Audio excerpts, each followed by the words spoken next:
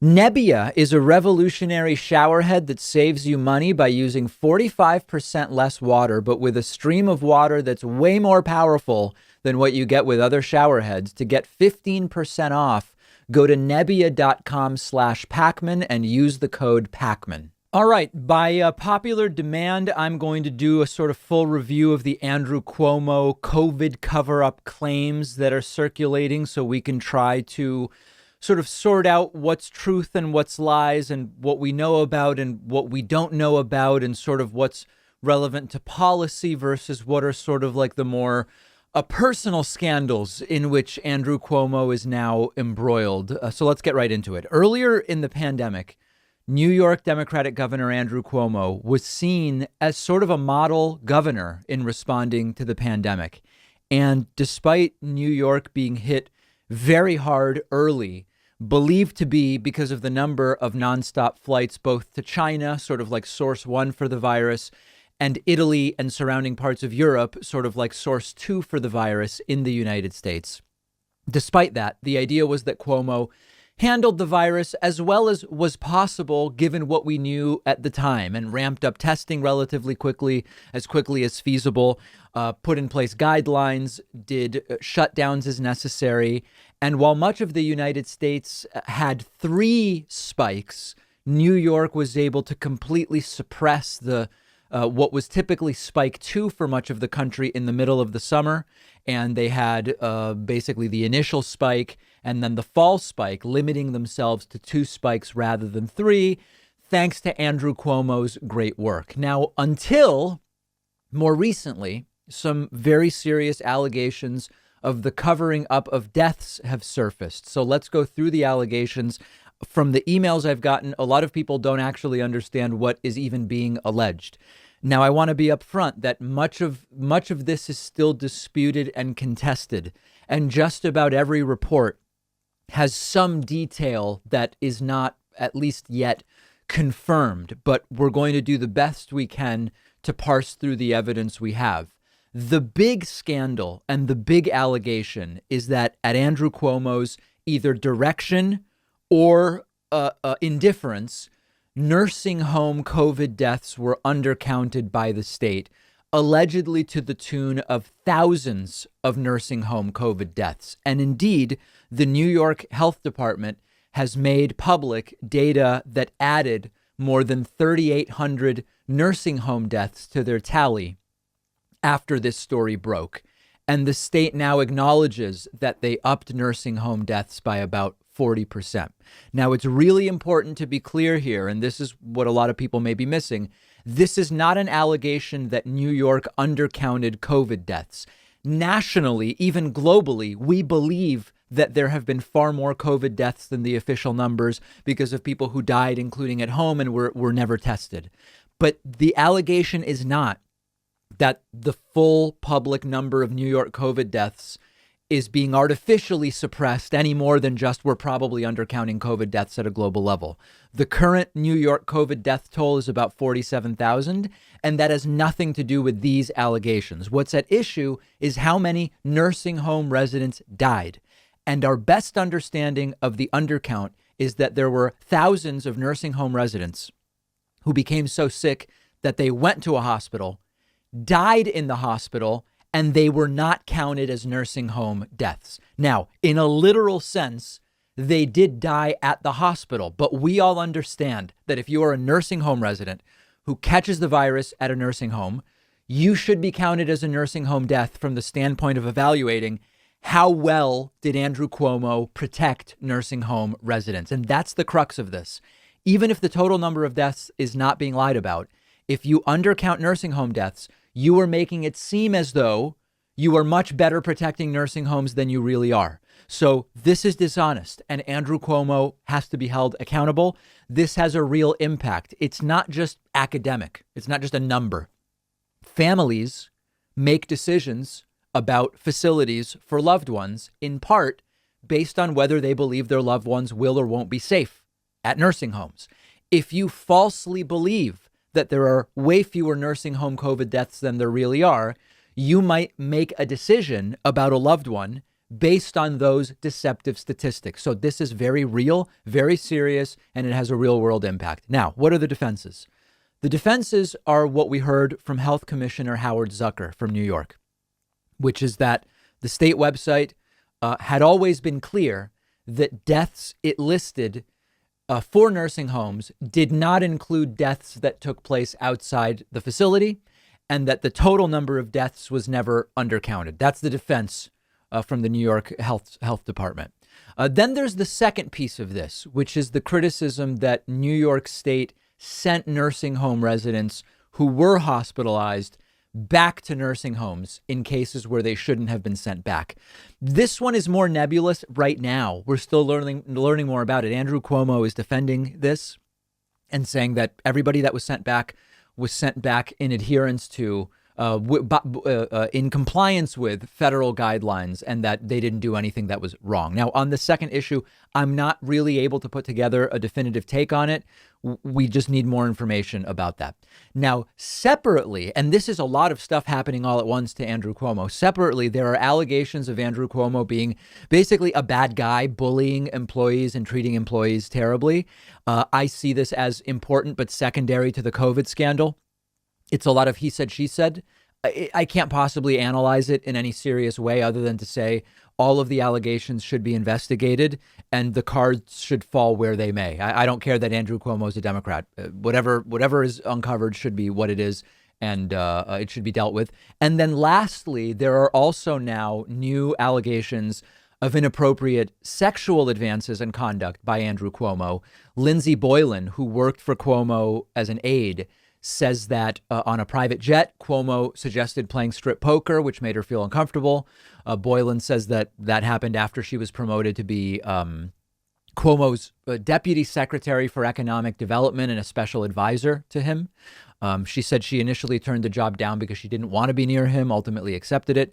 Boylan also is describing an incident where they were in his office in New York City on 3rd Avenue. And when she got up to leave and walk out a door, that Andrew Cuomo allegedly stepped in front of her, kissed her on the lips, and that she was shocked, but just kept walking out.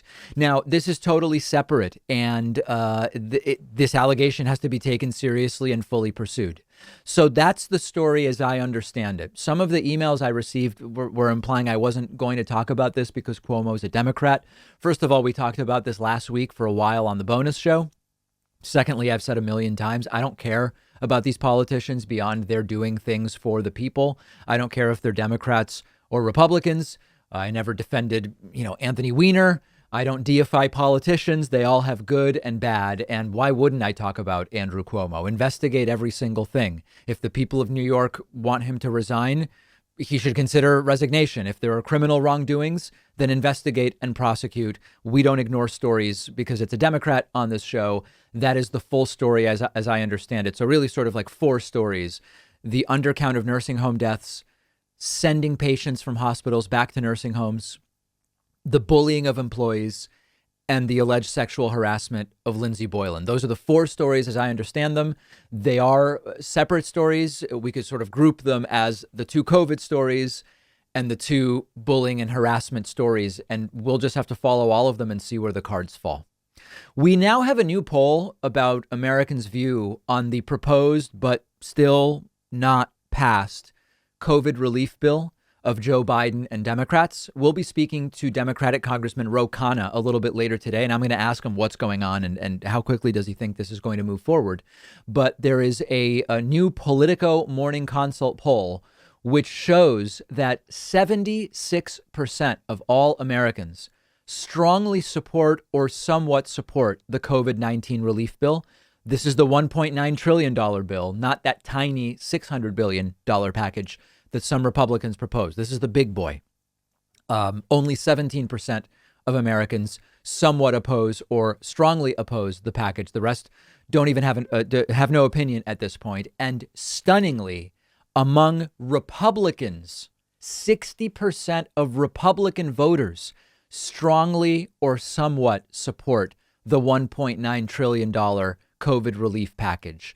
This is a really big deal because it's a big deal for a bunch of different reasons. Number one, in the United States over the last 8 to 10 years, the level of political division and polarization makes it really difficult to ever have more than 58 or 60% support for almost anything.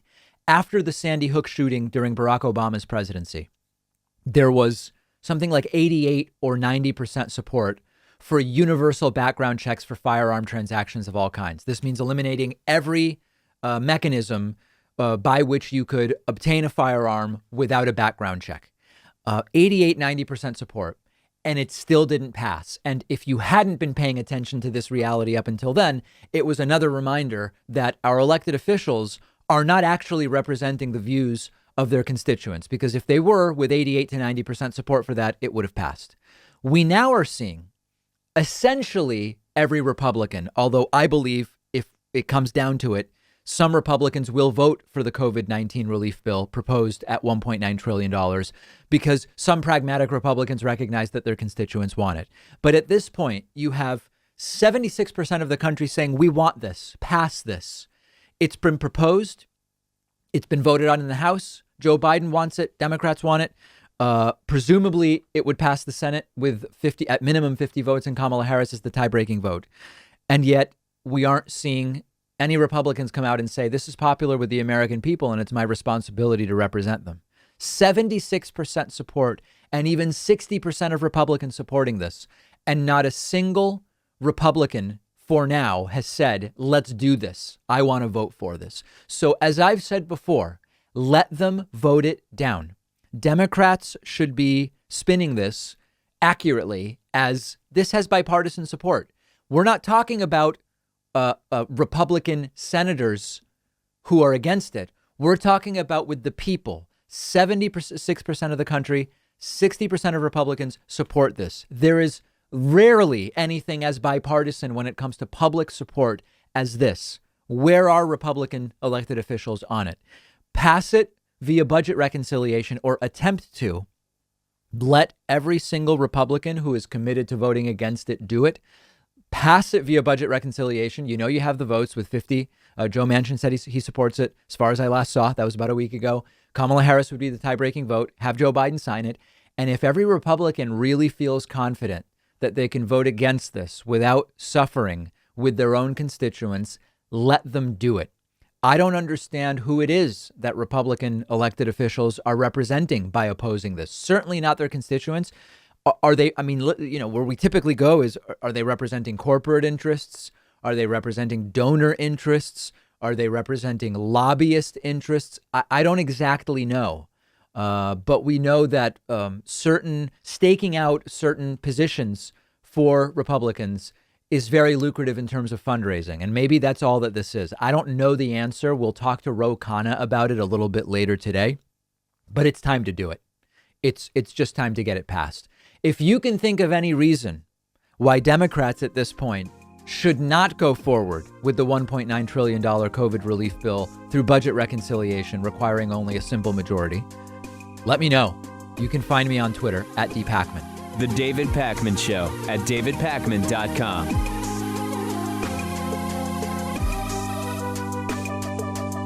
One of our sponsors today is Nebbia, the creator of the world's most innovative shower head. It uses only about half the water that other shower heads do, saving you money, helping the environment. But it's actually a lot more powerful than other shower heads on the market. It has twice the coverage of other shower heads. The water sprays with a ton of pressure. I've been using it in my bathroom at home. I love it. Only took a few minutes to set up, really easy. And it's been a totally different experience than any other shower head I've used. I can get in and out of the shower way quicker now because of how powerful it is. It only takes a few seconds to get completely rinsed off. So I was actually amazed that it's only using about half as much water. Nebbia also offers a number of shower accessories like shelves and curtains, which match perfectly with the design of the shower head. The shower head starts at just $199, but the first 100 people to go to Nebbia.com/Pakman and use code Pakman will get 15% off all Nebbia products.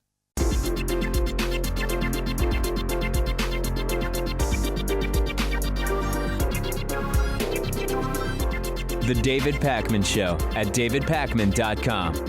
We are a viewer and listener supported program, and the best way to support the work we do is simply to grab a membership on our website. It's cheap, I promise. It's quick, believe me, and it'll feel really great to be supporting the work we do. Plus, you get an extra show just for our paid members every day. Go to joinpakman.com. That's Pakman. Got a lot of emails saying, David, I went there. Didn't work. But my last name is not Pacman. It's Pakman. Joinpakman.com. Grab a membership today. We have a really rapidly growing discussion forum on Reddit. It is the David Pakman Show subreddit, now with nearly 30,000 of our viewers and listeners subscribed for free. You can find it at davidpakman.com/Reddit. A few interesting posts I spotted this morning. One is a post called "We Defeated the Flu Amazingly," and it's a screenshot of a Dr. Drew tweet. Now, Dr. Drew has told some whoppers on COVID in the past, but he is right about this. And Dr. Drew tweeted, amazingly, only 165 patients have been hospitalized with the flu in the United States since October. Last season, we had 400,000 hospitalizations. The staggering difference may be due to better hygiene practices, changes in the bacterial gradient field. Either way, continue washing your hands. Well, Dr. Drew is sort of right here. I mean, what we know is that coronavirus is more contagious than the flu. It's R naught, its reproduction rate is, when it's unmitigated, is higher than the flu. If you are able to take measures that prevent the spread of the flu, by sheer mathematical reality, you are also going to prevent the spread of less contagious things, because we are taking measures, many of us, we have been, to stop the spread of coronavirus. The flu, which is less contagious, has been all but completely destroyed. I read, I think it was, I'm going from memory here, I believe it's that in the UK, there's only been one pediatric flu death, where normally at this point in the flu season, there would be way, way, way more. So it's very difficult to find anything good out of this pandemic, which has been so destructive. Maybe the advance and kind of putting into reality mRNA-based vaccines would be something that would be good and would be available in the future for dealing with other diseases. That's a possibility. It's hard to find anything positive, but certainly the absolute destruction, I would say decimation, but I think we've done even better than 90% reduction in the flu season, has been absolutely fantastic. Another post I spotted this morning on the subreddit from a user named Cooper Moss, who says, the flag at my local Walmart is at half staff, and I think it was to honor Rush Limbaugh, writing that, quote, I'm a truck driver and deliver to this particular Walmart store in Oregon, and notice that the flag is at half staff. Now, I can't find any info online as to any official statement from the state as to why, other than the whole Rush flag debacle. I also know the manager of the store is really conservative and looks like he could be Rush's fatter, shorter brother.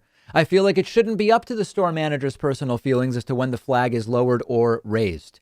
Maybe I'm overreacting, but for context, about a year ago, a driver was crushed to death when a forklift rolled over him, and people barely spoke about it the next day. Never saw the flag lowered to respect someone who literally died working for you. But a homophobic radio personality across the country deserves that honor. Listen, I don't know what's going on at this store. Joe Biden ordered flags lowered for 5 days in commemoration and memory of the 500,000 coronavirus deaths. In theory, the timing at this Walmart could be over that, although if it's a hardcore right-wing store manager, I don't know.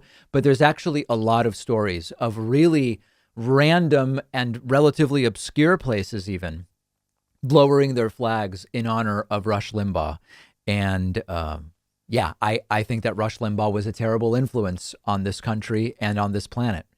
But you are seeing a lot of people who want to honor his memory as if he did something good, which is really destructive and sad to see. Join the discussion on the David Pakman Show subreddit at davidpakman.com/Reddit. That's REDDIT. If this story were not a tragedy of ignorance among our elected leaders, it would be the stuff of comedy legend. But sadly, it's not, because it's so serious. What am I talking about? Well, Democrats now support a $15 an hour minimum wage nationally. Republican Senator from South Dakota, John Thune, opposes a $15 minimum wage. And he tweeted that $15 an hour is just too much. And his evidence is that back when he was a youngster, he only earned $6 per hour. Tweeting, quote, "I started working by bussing tables at the Star Family restaurant for $1 an hour and slowly moved up to cook the big leagues for a kid like me to earn $6 an hour.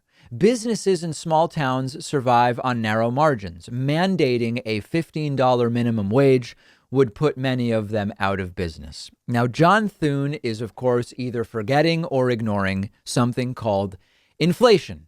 For a moment, forget about a productivity adjusted minimum wage. Forget about a cost of living adjusted minimum wage. Let's just deal with inflation. John Thune is 60 years old. He said, when I was a kid. Let's say that it was when he was 18 years old. My guess is, we don't know what year this was, but we'll say he wasn't 14, he wasn't 16. Let's assume he was actually already 18 years old when he was talking about this, when he was working at the Star Family restaurant. That would put it at 1979, or more than 40 years ago. Merely adjusting for inflation, $6 per hour in 1979 would be $21.62 per hour today. And he's opposed to a $15 minimum wage based on what he earned in the late 1970s. Is this some kind of bad joke? I mean, like, tell me this is a bad dream and he's not really this ignorant. And maybe he's not. Maybe he's doing this because he knows it's his followers that are actually the ignorant ones. Now, I will be the first to admit, I've conceded before. I've talked about this before. There are legitimate questions that can be brought up about a $15 minimum wage in some places. For example, in a state like Alabama, which has no state minimum wage, meaning the prevailing minimum wage there is the federal one of $7.25 an hour. Alabama has a $7.25 an hour minimum wage. Cost of living is really low. It's one of the lowest in the country. There is a legitimate question to think about. If you more than double the minimum wage in Alabama, where cost of living is so much lower than in many other parts of the country, what does happen to a service-based business where labor is the primary input? Now, again, I'm not talking about McDonald's, where labor is not the primary input, but rather it's rent of the facility, supplies, the food. I'm talking about like really a service-based small business in Alabama where they have to more than double what every employee is making. We can talk about that. I think that's a perfectly reasonable thing to discuss. But John Thune's argument, I made $6 an hour in 1979, so $15 is too much today, even though 6 back then is more than 21 in today's dollars.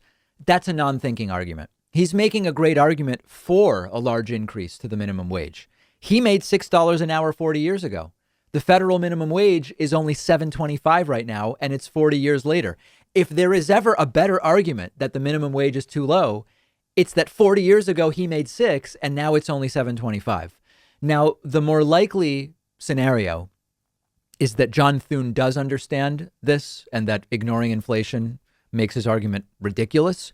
But he's putting out an argument that his Republican followers will fall for, merely to sow doubt, which is how these propaganda battles are won and lost. Get people to hear that talking point over and over and over again and repeat it, even if it's obviously ridiculous. Another popular one for the anti-minimum wage people is, listen, if more money is good, why stop at $15 an hour? Make it $50 or $100 or $1,000 an hour. Give everybody $1,000 an hour, and then everybody will be rich. And of course, that ignores that calculating what the minimum wage should be is not just a calculation of what would you like to earn. Oh, you want to make $500,000 a year? Great. Yeah, let's figure that out. No, you have to have a minimum wage that in context is an equilibrium wage, adjusted for inflation, cost of living, productivity, etc. And there is no mathematical argument. There's no economic argument you could make for $100 an hour minimum wage. I've not heard anyone advocate for that. So we'll have more about this. My question, which you can answer, find us on Instagram at David Pakman Show, and you can answer there. Do you think John Thune is this stupid, or do you think he knows about inflation and just assumes his followers are that stupid that they'll fall for this? Follow us on Instagram at David Pakman Show. The David Pakman Show at davidpakman.com.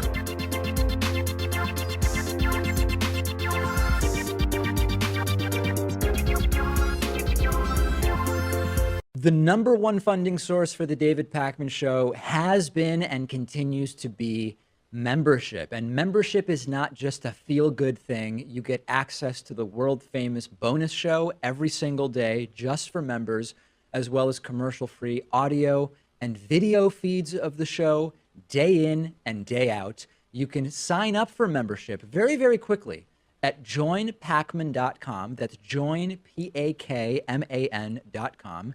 If the normal prices strike you as high, by all means, use the coupon code BETTER21, all one word, all lowercase. Become a member today.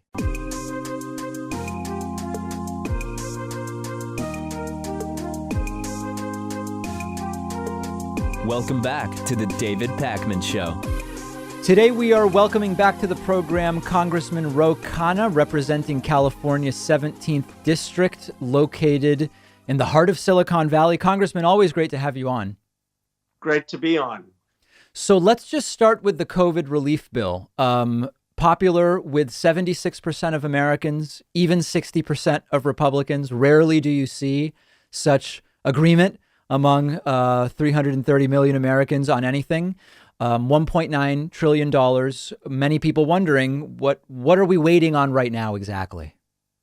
Well, we're going to pass it this week in the House, and then it goes to the Senate. So we're waiting, as often, on the Senate. And most of the bill is going to go through. The big debate, as you know, is whether the minimum wage will be part of it, the increase to $15. Is at this point, do you think that understanding how popular the bill is nationally, that Republicans in the Senate are really going to stand in the way, or will some of them take the more pragmatic approach of realizing that this is popular even with many of their constituents and it makes sense to be on the right side, so to speak?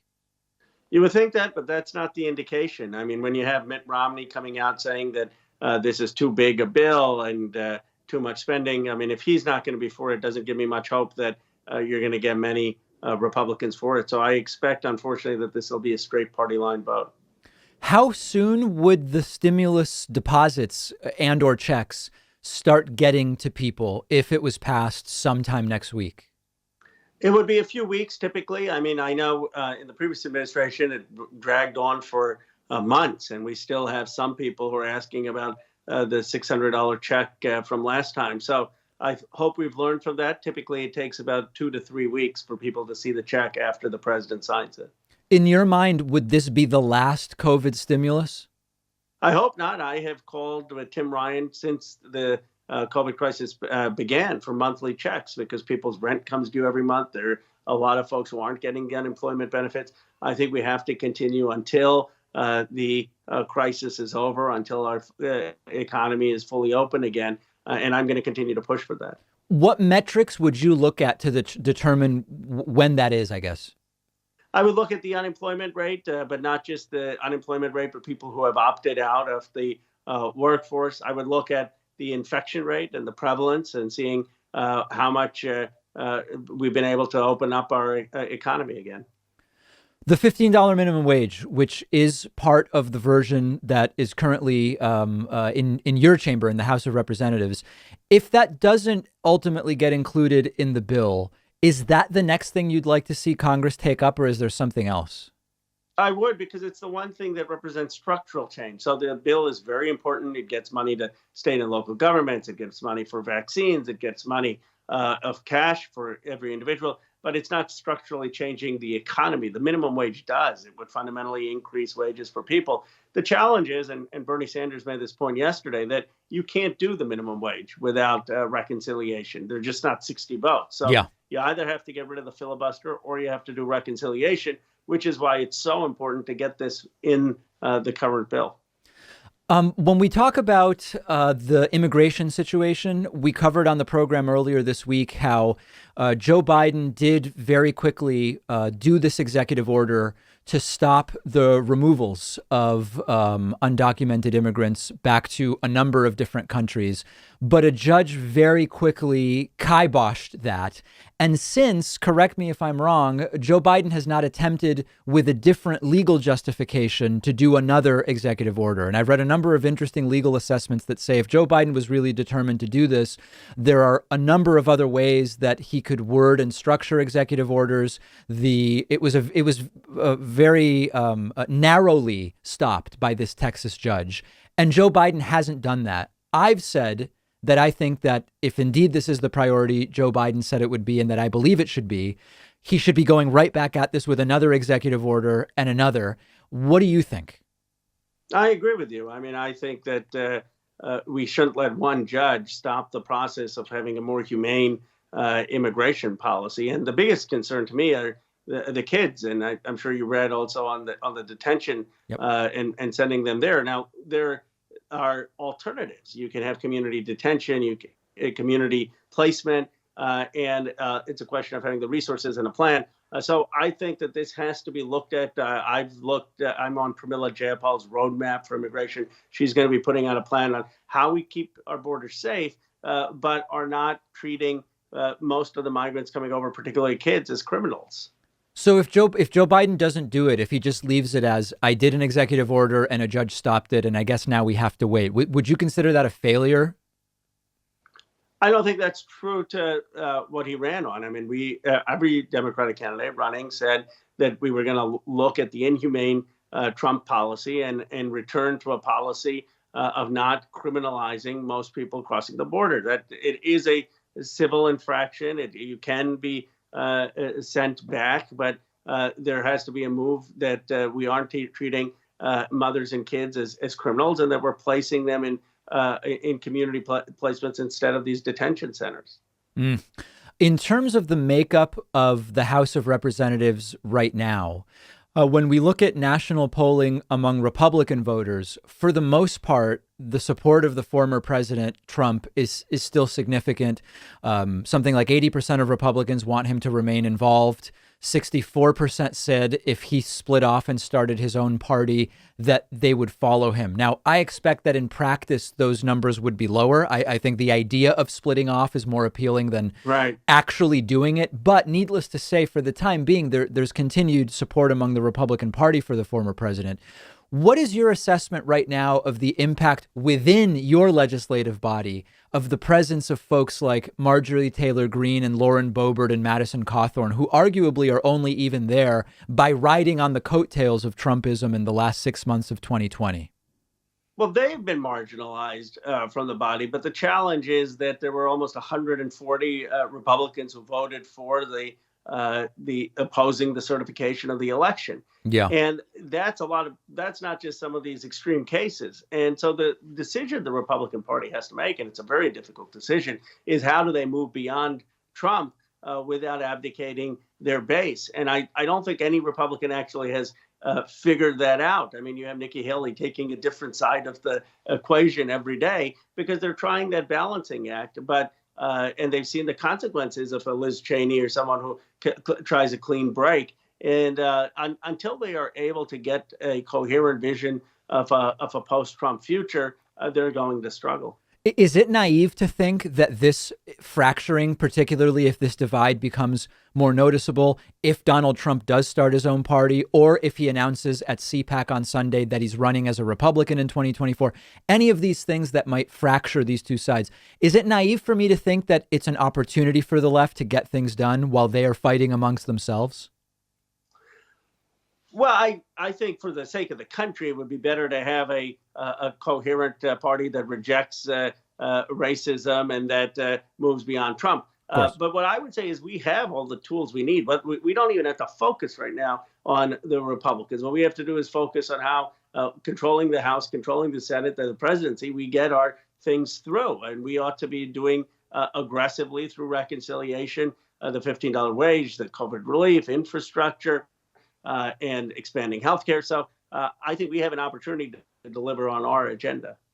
On healthcare, what do you see as the next step, not in a perfect world where we might be talking about Medicare for all or something else. But based on what Joe Biden ran on, is it a simple, let's establish a public option? What is it that you see as the immediate next step on healthcare?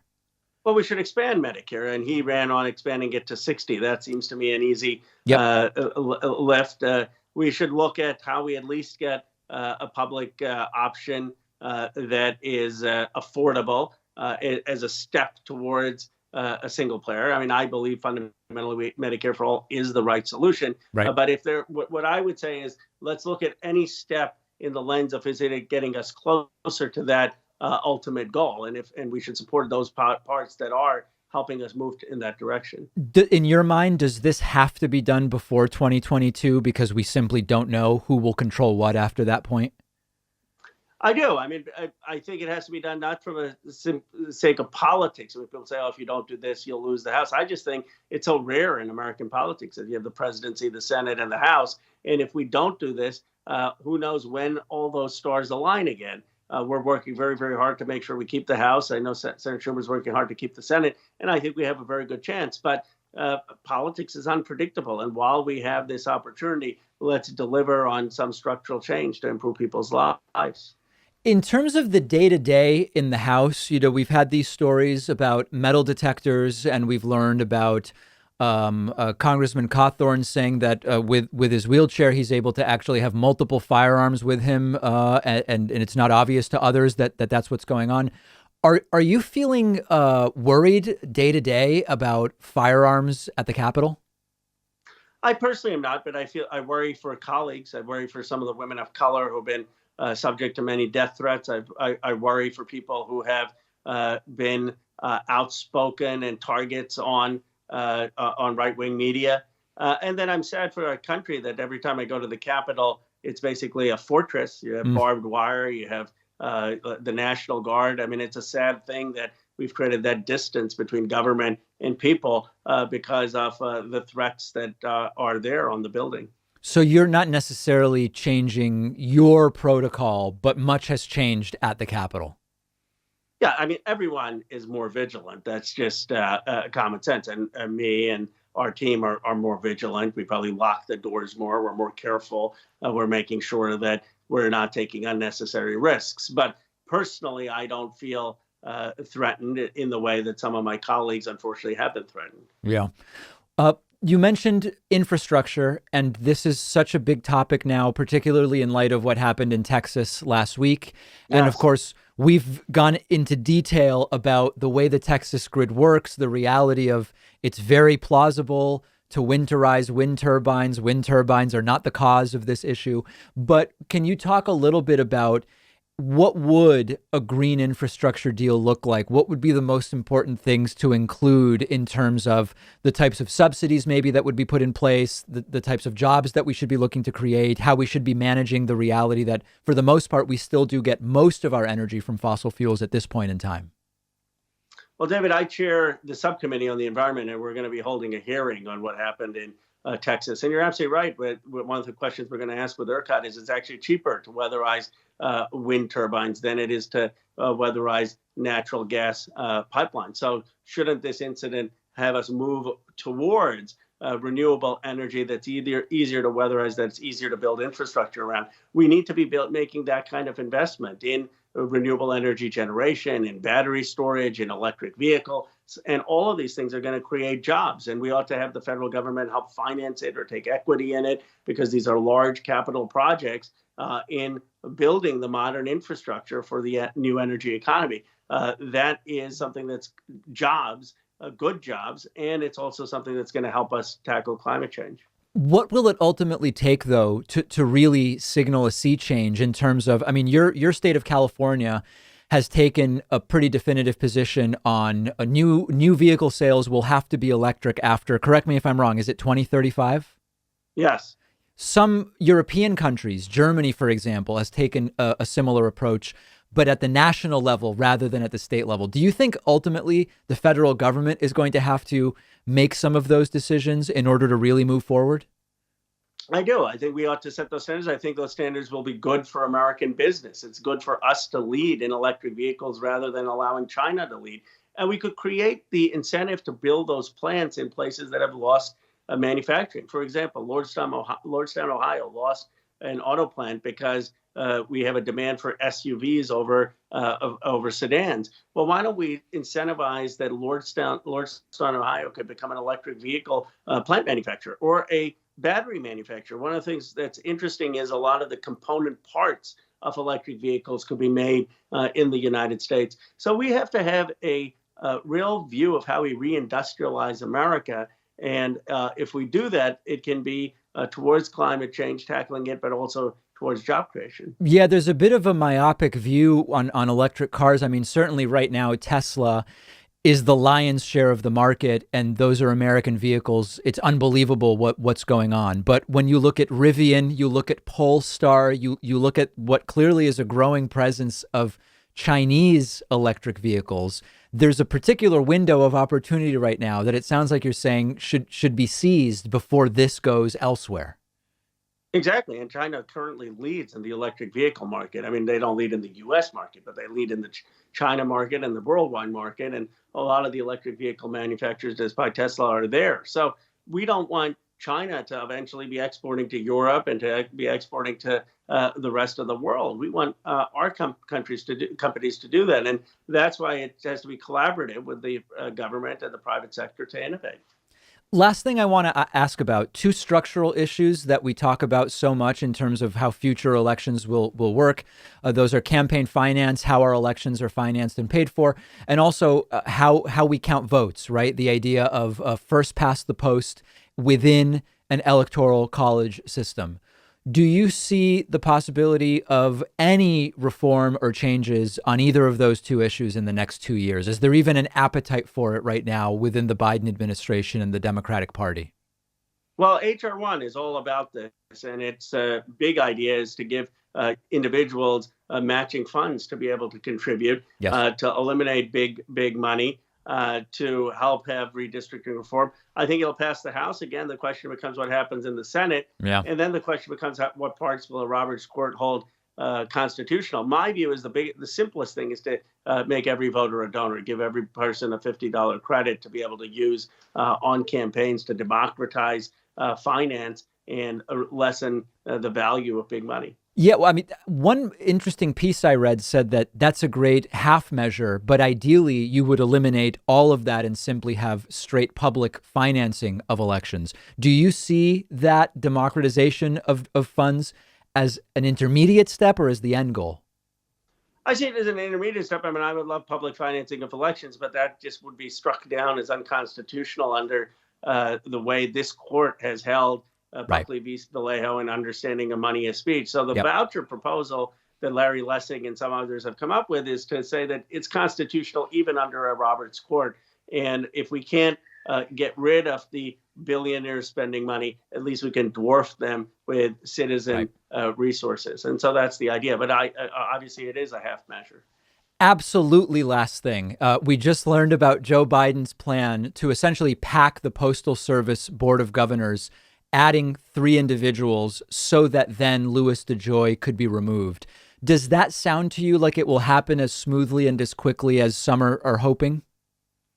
It should. I hope so. I applaud the president for doing that. I mean, Louis DeJoy was just a disaster, not just because of his trying to play games with the election, but his view that you would basically privatize the Post Service. And that was never the intention. When private companies can explain to me how they're going to guarantee mail going across country for 50 cents at the speed it does, then we could talk. But the reality is they can't. And there's a reason that we have a postal service that is a public entity, and we shouldn't be privatizing the few public entities that are working in this country.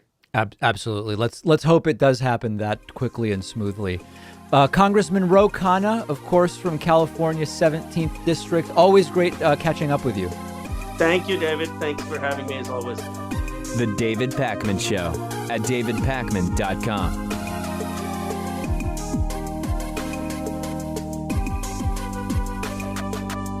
The David Pakman Show is audience-supported media, and you can contribute any amount you want on Patreon, as little as $1 per month. Plus, you can get the daily bonus show, world famous at this point, and the daily commercial-free TV show. by making those pledges at patreon.com/David Pakman Show. This is audience-supported media. We depend on the support of our viewers and listeners. Whether you listen to the podcast, watch on YouTube, or watch us on TV, or even listen on the radio, patreon.com/David Pakman Show. The David Pakman Show at davidpakman.com. So I am optimistically hoping that there are going to be travel possibilities coming up over the next 6 to 9 months. I do, in theory, have a wedding in Europe I'm supposed to go to in September. So I sent in my passport for renewal on January 5th this year, and I sent it by regular postal mail, and it wasn't even received by the Passport Processing Center for nearly 3 weeks until the last week of January. And the Postal Service has never been more kneecapped than it is right now. And a big part of the reason is Donald Trump's choice for Postmaster General Louis DeJoy, who has been wreaking havoc at the post office for the better part of a year or longer at this point in time. Louis DeJoy insisted at a hearing yesterday that we'd better get damn used to him because he plans to stay in his position a long time. Take a look. You're a political appointee, a holdover. No one knows how much longer your board. That's incorrect. I'm not a political appointee. I was selected by a bipartisan board of governors, and I would really appreciate if you would get that straight. Well, how much longer are you planning to stay? A long time. Get used to me. Well, Joe Biden has a clear plan to removing Louis DeJoy, which would be really great for the country and anyone who either sends or receives mail, which is most people. For everyone wondering why Louis DeJoy is still on the job and why Joe Biden hasn't simply removed him and replaced him with someone else, it's because the Postal Service Board of Governors chooses the Postmaster General. It's not as simple as Joe Biden can just replace Louis DeJoy. So what Joe Biden and Congress are going to need to do is to fix the Postal Board of Governors before they can have him removed. The only other way I can think of removing the Postmaster General would be for Joe Biden to make it a cabinet level position so he can just pick a new Postmaster General. That seems like it would be relatively difficult to do. So what Joe Biden is planning to do is he is going to nominate 3 additional members to the U.S. Postal Service Board of Governors. If Joe Biden's nominees are confirmed by the Senate, this would then give Democrats and Democratic appointees the majority of that Postal Service Board of Governors. It's almost like he is packing the court, except it's packing the Postal Service Board of Governors. Having that majority, the Postal Service could then vote to remove Louis DeJoy from the position of Postmaster General. The 3 nominees for Joe Biden are reportedly going to be Ron Stroman, who's a former deputy Postmaster General, Amber McReynolds, the CEO of Vote at Home, which promotes voting by mail, and Anton Hajar, who's the former general counsel for the American Postal Workers Union. So the plan is very clear. Nominate these 3 folks. They get approved by the majority Democratic Senate. You get a majority on the Postal Board of Governors, and then you get rid of Louis DeJoy. Now, whether it will happen that smoothly remains to be seen, but this is an emergency. As a reminder, the Postal Service has been a target of the American right wing for a long time. Remember that the way this fits in is that the right wants the government doing nothing.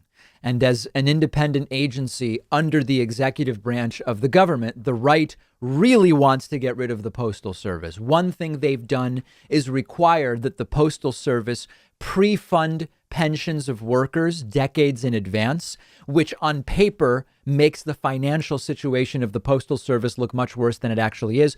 No for-profit industry has to pre-fund pensions that far in advance. It was a calculated measure by the right to argue that the Postal Service is financially insolvent. Another way to hurt the post office is to make it work so poorly that people stop using it, which then makes it even less viable. And Louis DeJoy has done many things to make the Postal Service work less efficiently, including eliminating overtime pay for mail carriers so that undelivered mail at the end of the normal workday, instead of getting delivered, simply goes back to the post office and gets delayed. Sometimes for one day, sometimes for many, many days. And as we've seen under Louis DeJoy, on-time mail delivery has declined from 96% to 80%. Some parts of the country, like Detroit, even lower, 74% on-time mail delivery. And this is sadly a key part of the Republican playbook. Rail against a government department or a government entity or a government, an organization overseen by the government, then they get themselves put in charge of running it. They make it run even worse. And then they say, look, we told you guys this is terrible. Well, yeah, you're making it terrible. And then somehow they'll blame Democrats. And then when Democrats come in and put together a plan to fix what Republicans ruined, Republicans say, wait, who can afford that? That's really expensive. This thing is functioning so terribly. We would need so much money to fix it. We can't afford that. Well, why is it running so terribly? It's running so terribly because you destroyed it. So it's a very common Republican playbook. And it is one that unfortunately has worked well in many areas. So we see the path.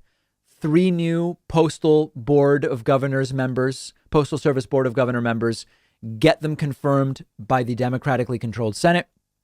Vote to remove Louis DeJoy, put someone in that position who actually wants to improve the functioning of the Postal Service rather than worsen it, which is exactly what Louis DeJoy wanted to do. And it's exactly what he has done.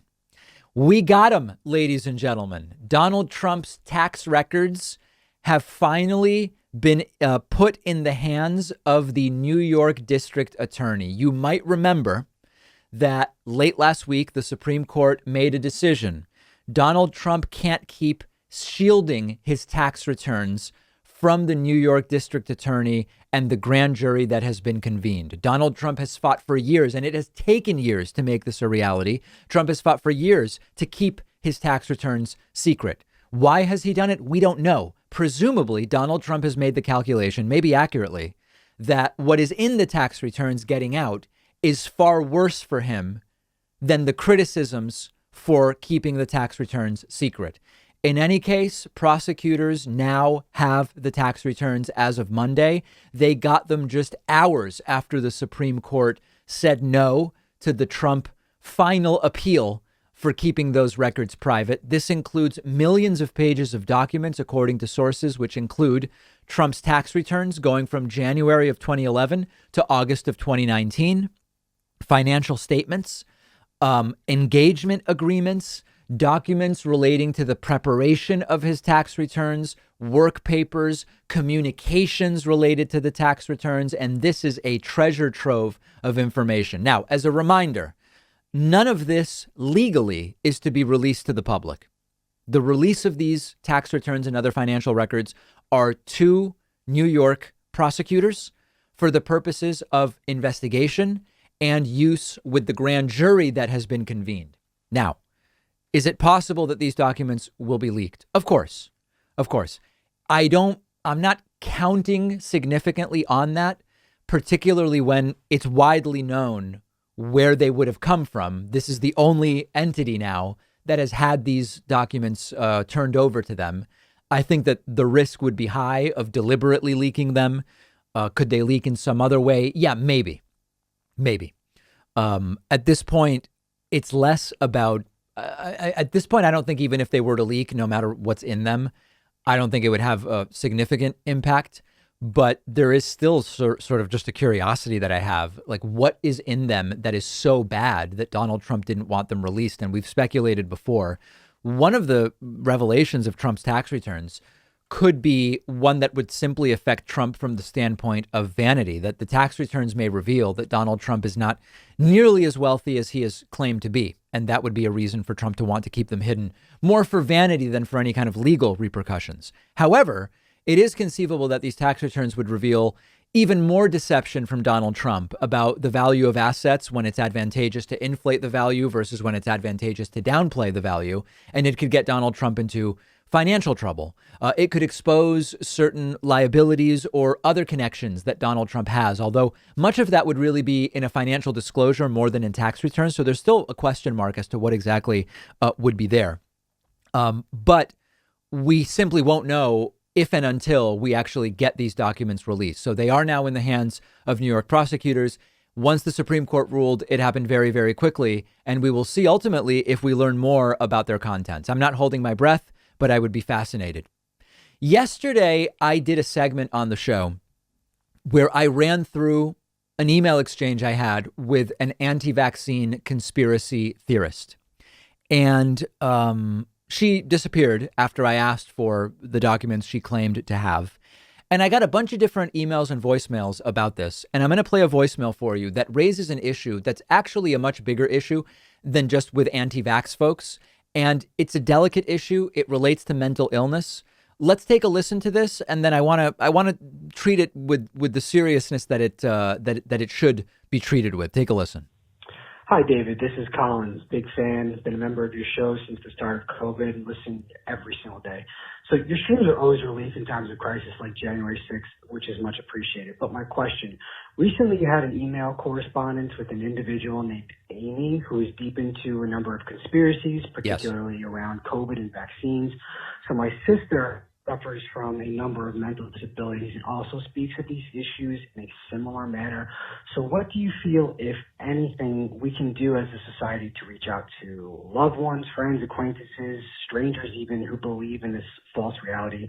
And also, will we ever take a hard look at the mental illness conspiracy connection and then the impact it has on our political discourse? Thank you. Bye. This is a really good voicemail and a serious topic. And, you know, this has come up before on the show where we will look at some of these wildly religious zealots, and sometimes they'll call into the show. And sometimes I do get uncomfortable and will get away from reviewing some of their content because it comes clear that they do seem to be suffering from some kind of severe mental illness. And without diagnosing anyone, with some of these extreme religious zealots who call me about Biden is the riding in on a white horse and this prophecy and that at a certain point, it sort of becomes indistinguishable from someone having a psychotic episode, someone suffering from paranoid delusions, etc. We've talked with experts on conspiracy theories and conspiracism on the program before, and they've said that, yes, mental illness, emotional trauma, unmedicated, undiagnosed mental illness, there is a significant interplay between that and people who go down the so-called rabbit hole really deeply with a lot of this stuff. And unfortunately, from our standpoint, when we're observing anti-vax ideas that are out there, it can be difficult to determine what is what. There's no question that with a lot of extreme thinking, so thinking not just, oh, vaccines can have side effects, but they're very safe. And if you have side effects here, right, like going to this extreme of the vaccines are killing people, you're part of the cover up, and that's part of the cover up, and all this different stuff. Emotional trauma and things going on in people's lives can play a big role in people falling for that.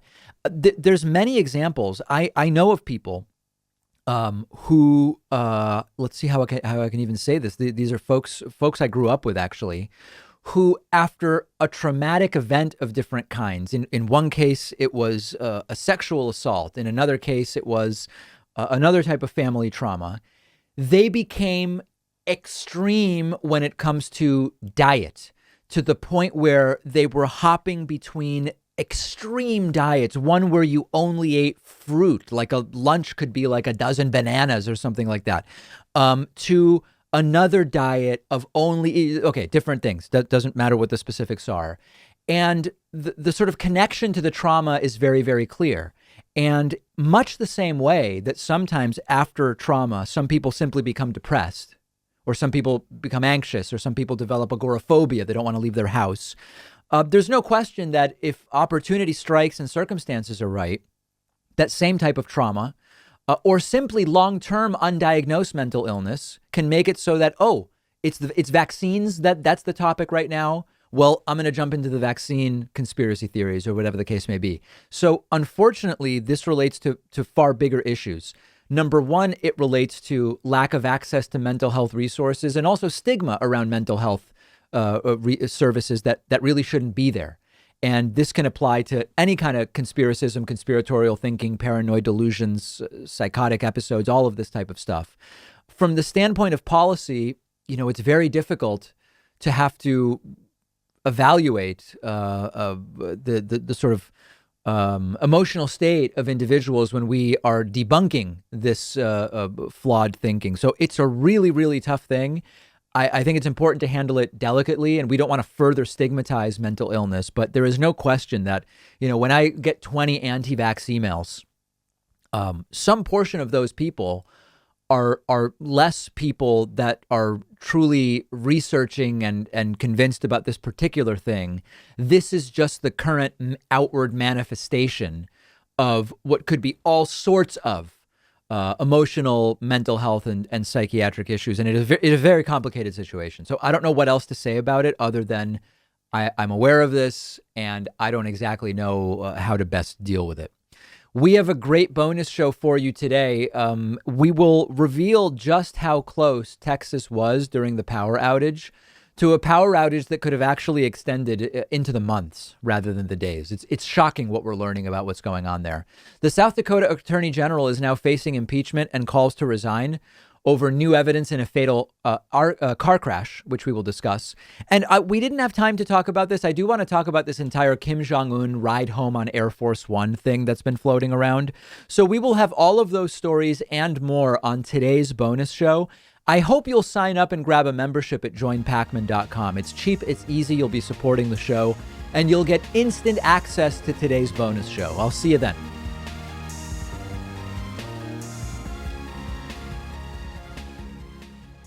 Thanks a lot for watching today's show. I just want to take a second to tell you about today's sponsors. Nebbia is a revolutionary showerhead that saves you money by using 45% less water, but with a stream of water that's way more powerful than what you get with other showerheads. To get 15% off, go to nebbia.com/Pakman and use the code Pakman.